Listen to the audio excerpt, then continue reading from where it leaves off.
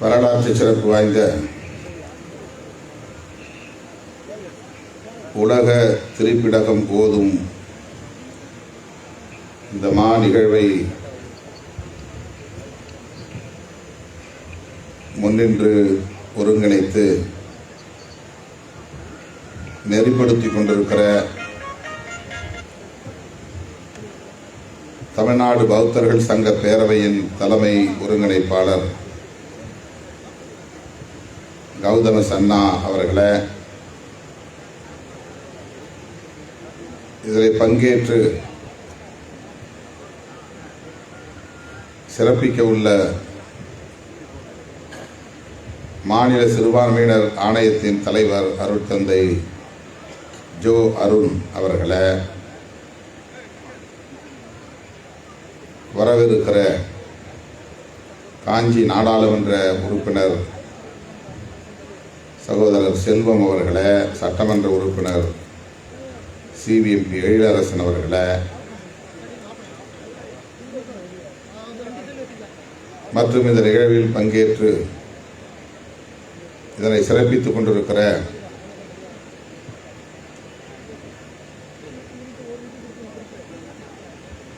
த Vihar council செயலாளர்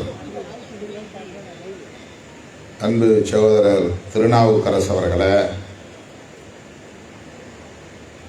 பொருளாளர் கோவி பார்த்திபன் அவர்களே, சிறுபான்மையினர் உறுப்பினரவையின் பொருளாளர் மகா தினகரன் அவர்களே, புத்தர் சிலைகள் பாதுகாப்பு குழு செயலாளர் சுந்தர வடிவேல் அவர்களே, மா அம்பேத் ஆனந்தன் அவர்களே, மழைமேனி பாண்டியன் அவர்களே, கே பிரியா அவர்களே, ராதா ஜெயலட்சுமி அவர்களே, லக்ஷ்மிபாய் பாக்கியலட்சுமி, சந்திரிகா, தேவி, வேலன், தம்மதேவா, வசீகரன், கௌதமன், மூர்த்தி, லிங்கேசன், பாலு, நாகராஜன், கிருஷ்ணன், கலைச்செல்வி, ரகு, தேவேந்திரன் உள்ளிட்ட முன்னணி பொறுப்பாளர்களே, சங்க பரிபாலன மகா சங்காதிபதி வணக்கத்திற்குரிய பிக்கு தம்மசீலர் அவர்களே, செயலாளர் போதி அம்பேத்கர் அவர்களே, பிரதாந்த் நாகராஜ் அவர்களே மற்றும் இந்த நிகழ்வில் பங்கேற்று சிறப்பித்திருக்கிற வணக்கத்திற்குரிய பிக்குகளே, இந்த நிகழ்வில் என்னோடு வருகை தந்து பங்கேற்று சிறப்பித்துக் கொண்டிருக்கிற இந்த பகுதியைச் சார்ந்த மாவட்ட செயலாளர்கள் தீவா எழிலரசு, வழக்குரைஞர் மதி ஆதவன், மேனகாதேவி கோமகன் ஆகிய தம்பிகளே, இந்த நிகழ்வை முன்னின்று நடத்தி கொண்டிருக்கிற சிறுபான்மையினர் பேரவையின் உறுப்பினர் அன்பு இளவல் வசந்த் அவர்களே, அண்ணன் நீலவானத்து நிலவன் அவர்களே, தலைமை நிலைய செயலாளர் பாலசிங்கம் அவர்களே மற்றும் வழக்குரைஞர் சித்தார்த்தன், சாமுவேல் உள்ளிட்ட இயக்கத்தின் முன்னோடிகளே, வருகை தந்திருக்கிற பௌத்த அன்பர்களே, உங்கள் அனைவருக்கும் என்னுடைய பணிவார்ந்த வணக்கத்தை தெரிவித்துக் கொள்கிறேன். 800 ஆண்டுகளுக்கு பிறகு இந்த நிகழ்வு நடைபெறுவதாக கௌதம சன்னா அவர்கள் தன்னுடைய உரையிலே குறிப்பிட்டார். 800 ஆண்டுகளுக்கு முன்பு இந்த பகுதி அல்லது காஞ்சிபுரம் எவ்வாறு இருந்தது, பௌத்தத்தின் ஒரு தலைநகரமாகவே இது இயங்கிக் கொண்டிருந்தது என்பதை இந்த வரலாற்று பெருமைகளை எல்லாம் நினைவு கூர்ந்தார். மீண்டும் காஞ்சிபுரத்தில் திரிபீடகத்தை மக்கள் உள்வாங்க வேண்டும் என்கிற மிகுந்த எதிர்பார்ப்போடு இந்த நிகழ்வு ஒருங்கிணைக்கப்பட்டிருக்கிறது. 800 ஆண்டுகளுக்கு பிறகு 150 பிக்குகள் பல்வேறு நாடுகளில் இருந்து இந்த கிராமத்திற்கு வந்து இங்கே திரிபிடகத்தை ஓதுகிறார்கள் என்பது சன்னா சொன்னதை போல ஒரு வரலாற்று நிகழ்வு. இது வரலாற்றில் பதிவாகும் மிகவும் முக்கியத்துவம் வாய்ந்த ஒரு நிகழ்வாகும். இத்தகைய பெருமைக்குரிய ஒரு நிகழ்விலே பங்கேற்று உங்களிடையே சில நிமிடங்கள் உரையாற்றுவதற்கான வாய்ப்பை எனக்கு வழங்கியதற்காக இந்த நிகழ்வின் ஒருங்கிணைப்பாளர்கள் அனைவருக்கும் என்னுடைய நெஞ்சார்ந்த நன்றியை உரித்தாக்குகிறேன். மாலை 4 மணிக்கு நான் வருவதாகத்தான் சன்னாவிடம் சொல்லியிருந்தேன், வசந்த் அவரிடத்திலும் கூறியிருந்தேன். இன்று மாலை தவிர்க்க முடியாத ஒரு நிகழ்வு. அது மட்டுமில்லாமல் என்னுடைய அருமை தாயார் அவர்களும் இப்போது மருத்துவமனையில் அனுமதிக்கப்பட்டிருக்கிறார். மருத்துவமனைக்கு கூட போகாமல் நான் நேரடியாக இங்கே வந்துவிட்டேன். இந்த நிகழ்வை முடித்துக் கொண்டு அங்கே செல்ல வேண்டும். இவ்வளவு நெருக்கடியான நிலையிலும் கூட இந்த நிகழ்வுகளை பங்கேற்க வேண்டும் என்கிற பேராவலோடு நான் வந்து உங்கள் முன்னால் நின்று கொண்டிருப்பதில் மகிழ்ச்சி அடைகிறேன். மீண்டும் ஒரு முறை இந்த வாய்ப்பை வழங்கிய உங்கள் அனைவருக்கும் என்னுடைய நன்றியை உரித்தாக்குகிறேன். தமிழ்நாட்டில் மட்டுமல்ல, இந்தியா முழுவதும் பௌத்தம் செழித்திருந்த காலம் ஒன்று உண்டு. இந்தியா மட்டுமில்லை, தென்கிழக்கு ஆசிய நாடுகள் முழுவதும் பௌத்தம் கோலோச்சிய காலம் இருந்தது. மாமன்னர் அசோகருக்கு பிறகு அது எவ்வளவு பெரிய எழுச்சியை பெற்றது என்பதை வரலாற்றில் நாம் அறிகிறோம்.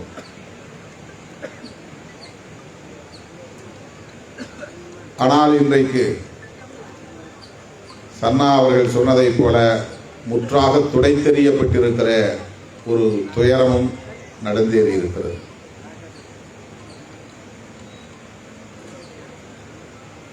பௌத்தம் அந்த அளவுக்கு மன்னர்களால், மாமன்னர் அசோகர் மட்டுமல்ல, அதற்கு பிறகு இந்த ஹர்ஷர், கனிஷ்கர் போன்ற மன்னர்களால், மௌரிய பேரரசர்களால் இது செழித்தோங்கி இருந்தது, வளர்ந்தோங்கி இருந்தது என்பதை வரலாறு நமக்கு உணர்த்துகிறது. பிறகு எப்படி இவ்வளவு பெரிய வீழ்ச்சியை சந்திக்க நேர்ந்தது? இதிலிருந்துதான் நாம் இதனை மீண்டும் புத்துயிர்ப்பு செய்ய முடியும்.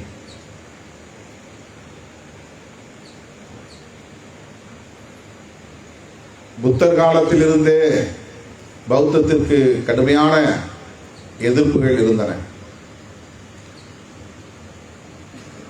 கௌதம புத்தரை மிக கடுமையாக விமர்சித்தார்கள்.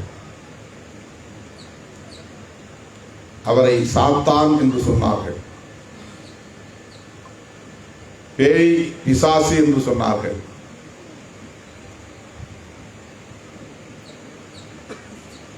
இந்த மதமே நாத்திக மதம் என்றுதான் அழைக்கப்பட்டது. கடவுளை மறுக்கிற கருத்தியல் இது என்பதுதான் இதனுடைய அடிப்படையே. இந்த மண்ணிலிருந்து பௌத்தத்தையும் சமணத்தையும் முற்றாக துடைத்தெறிவதற்கு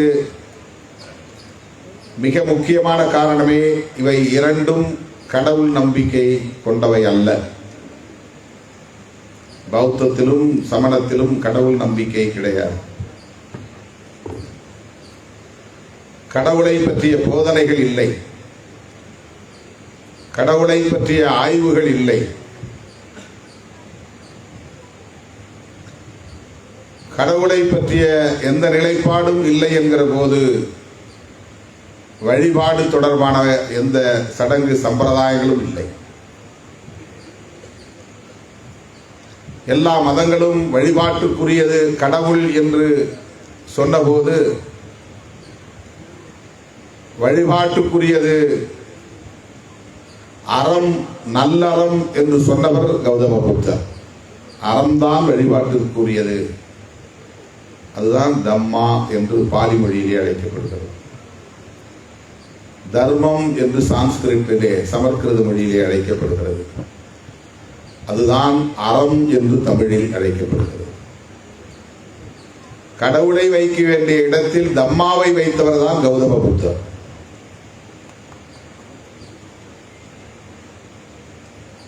தம்மாவை வைக்கிற போது தம்மாவுக்கு உருவம் தேவையில்லை. எனவே உருவ வழிபாடு தேவையற்றது என்கிற ஒரு வழிமுறை பௌத்த நெறிமுறையாக இருந்தது. அக்காலத்தில் கடவுள் இல்லை என்று சொல்பவர்களை தேடி தேடி அழித்தொழித்தார்கள். கடவுளுக்கு எதிரான கருத்துக்களை பேசுகிறவர்களை உயிரோடு விட்டு வைக்க மாட்டார்கள். மத நம்பிக்கைகளுக்கு எதிராக எந்த பிரச்சாரத்தையும் செய்ய அனுமதிக்க மாட்டார்கள்.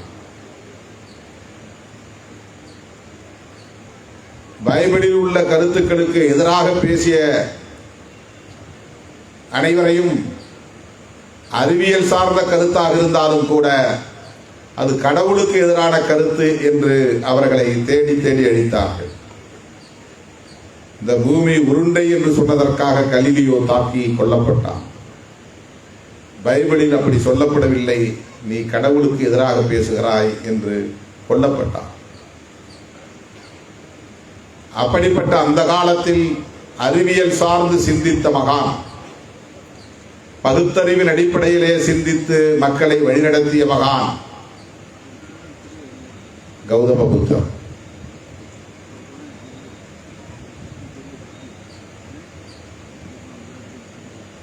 இப்போதே பகுத்தறிவு கருத்துக்களை ஏற்காத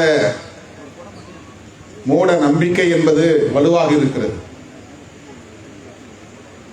கடவுளுக்கு எதிராக என்ன பேசினாலும் வெகுண்டிடக்கூடிய ஒரு சூழலைத்தான் இன்றைக்கும் நாம் பார்க்கிறோம். அப்படி என்றால் 2500 ஆண்டுகளுக்கு முன்னால் கௌதம புத்தர் எப்படிப்பட்ட எதிர்ப்புகளை சந்தித்திருப்பார் என்பதை எண்ணி பார்க்க வேண்டும். அவர் 80 வயது வரையில் வாழ்ந்தார் என்பதே ஒரு சாதனை. அறிவியல் சார்ந்த பகுத்தறிவு கருத்துக்களை போதித்தார் என்பதே ஒரு புரட்சி.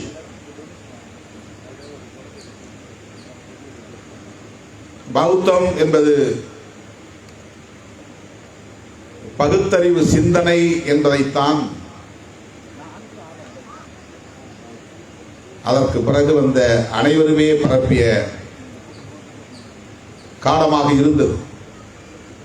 காலப்போக்கிலே கடவுளை பற்றி பேசாத ஒருவரை கடவுளாக்கி விட்டோம் நாம் என்பதுதான் நாம் உணர வேண்டிய ஒன்று. எல்லா மதங்களிலும் அவர்கள் உருவாக்கிய யாரும் கடவுள் இல்லை. நபிகள் நாயகம் கடவுள் இல்லை. இயேசு பெருமானும் கடவுளின் பிள்ளை, கடவுள் இல்லை. கர்த்தர் என்று ஒரு கடவுள் இருக்கிறார் என்று பைபிள் நம்புகிறது, கிறிஸ்டியானிட்டி நம்புகிறது.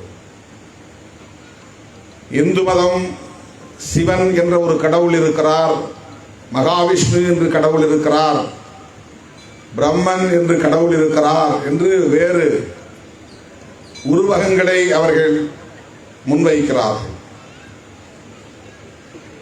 அவற்றை போதித்த யாரென்றே தெரியாது இந்து மதத்திலே. கிருஷ்ணர் கடவுள், ஆனால் அந்த கிருஷ்ணரை கடவுள் என்று சொன்னவர் யார் தெரியாது. சிவபெருமான் கடவுள், அந்த கடவுள் யாரால் அறிமுகப்படுத்தப்பட்டார் அல்லது சொல்லப்பட்டது என்று தெரியாது. நபிகள் நாயகம் அல்லாஹ் என்று ஒருவர் இருக்கிறார், அவர் ஆணோ பெண்ணோ தெரியாது, அல்லாஹ் அவ்வளவுதான், அவர் கடவுள். அதை சொன்னவர் நபிகள் நாயகம். அது இஸ்லாம் என்ற ஒரு மதமாக வளர்ந்து இருக்கிறது. ஏனென்றால் அதிலே கடவுள் நம்பிக்கை உண்டு. கடவுள் நம்பிக்கை உள்ளதுதான் மதம். மதம் என்பது கடவுள் நம்பிக்கையை பரப்புகிற நிறுவனம், அது ஒரு இன்ஸ்டிடியூஷன். அம்பேத்கர் சிந்தனைகளை பரப்புகிற கட்சி விசிகே, அவ்வளவுதான். இதுபோல பல கட்சிகள் நாடு முழுக்க இருக்கலாம், உலகம் முழுக்க இருக்கலாம். அடிப்படை அம்பேத்கருடைய சிந்தனைகள்.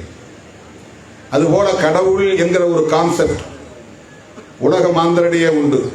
அந்த கடவுளை பற்றிய சிந்தனைகளை பரப்புகிற நிறுவனங்கள் தான் மதங்களாகின்றன. கடவுள் பற்றிய நம்பிக்கை என்பது வேறு, அந்த நம்பிக்கையை ஒட்டி பரப்புகிற நிறுவனங்கள் என்பது வேறு. அந்த கருத்தியலை பரப்புகிற நிறுவனங்கள் வெவ்வேறு பெயரில் இயங்குகின்றன. இஸ்லாம் என்கிற பெயரில் ஒரு நிறுவனம் இயங்குகிறது, இந்து மதம் என்கிற பெயரில் ஒரு நிறுவனம் இயங்குகிறது. அது கடவுள் நம்பிக்கை பற்றிய போதனைகளை செய்கிற பரப்புகிற அமைப்புகள். கௌதம புத்தருக்கு பிறகு வந்தவர்கள் அதனால்தான் இதை சங்கம் என்று சொன்னார்கள். இது மதம் அல்ல. பௌத்தம் என்பது சங்கம், பௌத்தம் என்பது மதம் அல்ல. சங்கம் என்பது ஒரு கம்யூன் லைஃப், எல்லோரும் இணைந்து வாழக்கூடிய ஒரு இடம், சேர்ந்து வாழக்கூடிய ஒரு வாழ்க்கை முறை.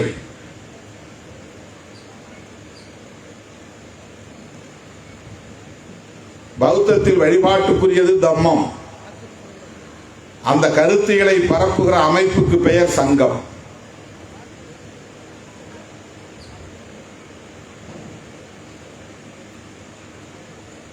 உலக அளவில் இன்றைக்கு அது பெரிய அளவிலே பறந்திருக்கிறது, வளர்ந்திருக்கிறது என்பதிலே யாருக்கும் மாற்று கருத்து இல்லை. ஆனால் அதிலும் பல வகைகள் தோன்றிவிட்டன, பல பிரிவுகள் தோன்றியிருக்கின்றன. தேரவாத புத்தம் என்பதுதான் ஹீனயானம் என்று அழைக்கப்படுகிறது. மகாயானம் என்பது தேரவாதம் சொல்லுகிற அதே கருத்தை சொன்னாலும் கூட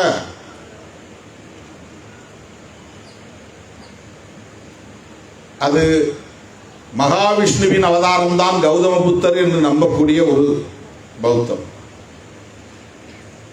மகாவிஷ்ணு தான் இங்கே கௌதம புத்தராக பிறந்தார் என்று சொல்லுகிற ஒரு கதை உண்டு, ஒரு கற்பிதம் உண்டு. அதை நம்பக்கூடிய மிக உயர்ந்த குடியை சார்ந்தவர்கள் பின்பற்றக்கூடிய ஒரு பிரிவாக அது மாறிவிட்டது.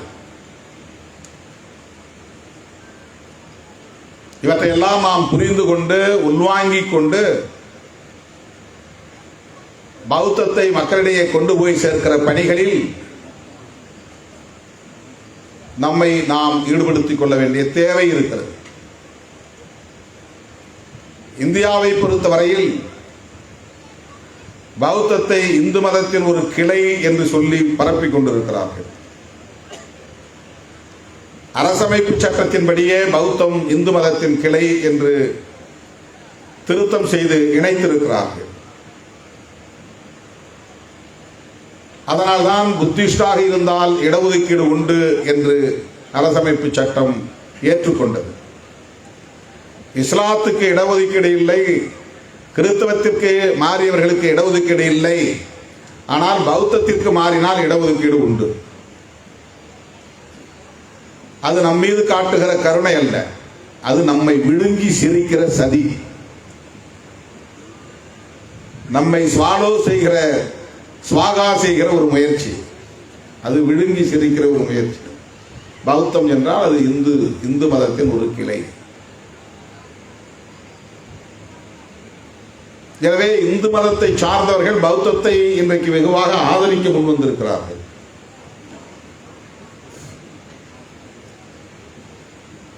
என்ன உதவி கேட்டாலும் செய்வார்கள். இதில் நாம் ஒரு தெளிவோடு இருக்க வேண்டிய தேவை இருக்கிறது.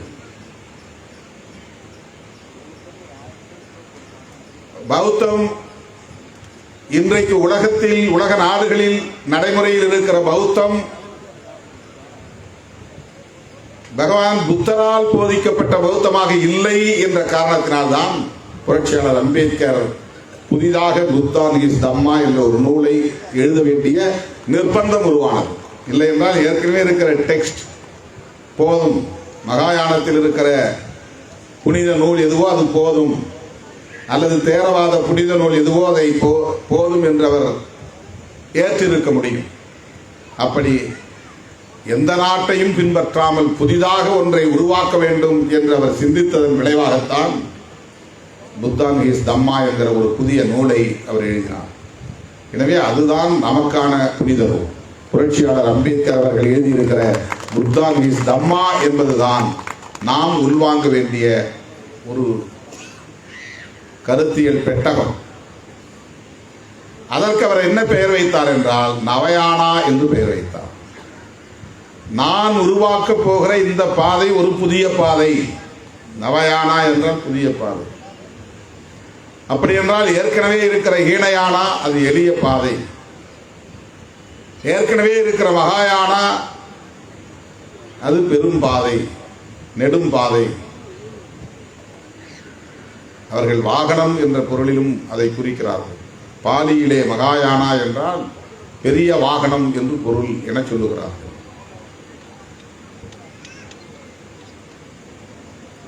புரட்சியாளர் அம்பேத்கர் அவர்கள் மாறுபட்ட கோணத்திலே சிந்தித்து இந்த மண்ணில் மறுபடியும் பௌத்தத்தை புத்துயிர்ப்பு செய்ய வேண்டும் என்று விரும்பினார்.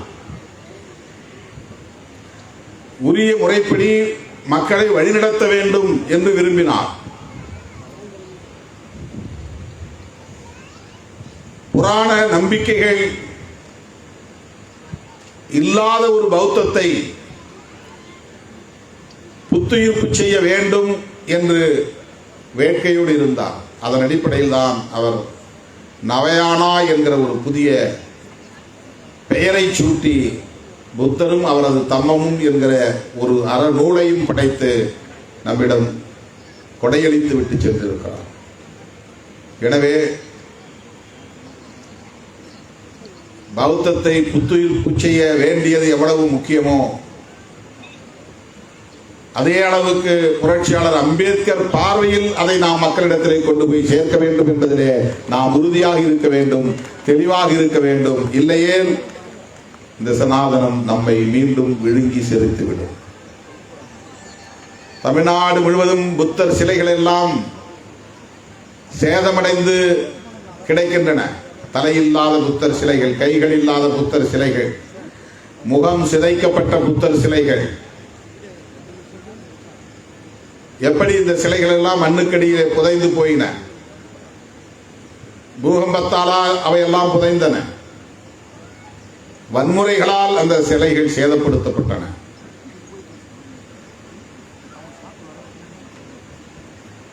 பூமிக்கு அடியிலே அவையெல்லாம் போனதற்கு இதுதான் காரணம். அப்படிப்பட்ட ஒரு வெறுப்பு பௌத்தத்திற்கு எதிராக இங்கே இருந்தது. வெறுப்பு அரசியல் இருந்தது. அதற்கு முதன்மையான காரணம் அது பேசிய கருத்தியல் தான். தம்மத்தை முதன்மைப்படுத்தியதுதான். தம்மத்தில் முதன்மையான கருத்தியல் என்னவென்றால் தனிமனித ஒழுக்கமும் சமூக ஒழுக்கமும் தான்.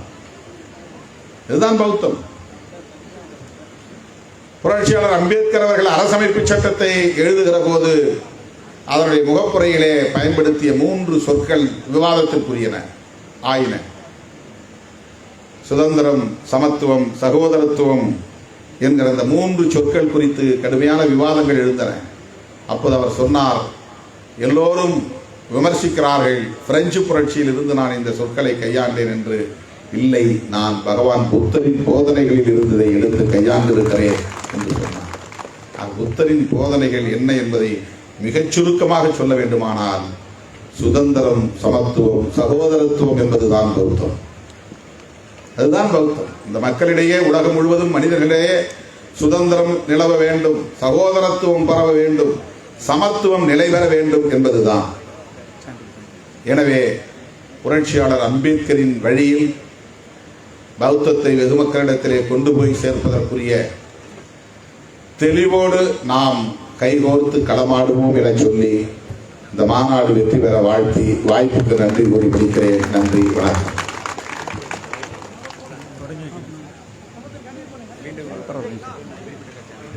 மீண்டும்